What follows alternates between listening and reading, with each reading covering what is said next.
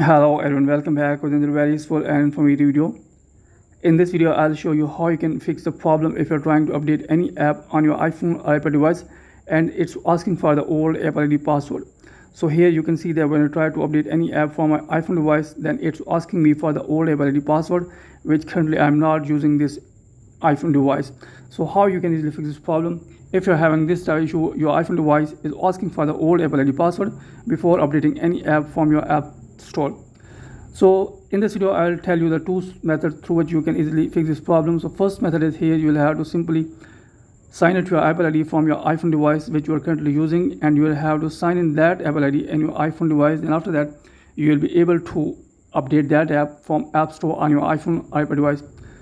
So the second method is here, you will have to just simply uninstall that app in your iPhone device, and here you will have to again open App Store and you can easily install the new app in your iPhone device. So in this way you can easily fix this problem if your App Store is asking for the old Apple ID password when you try to update any app on your iPhone or iPad device.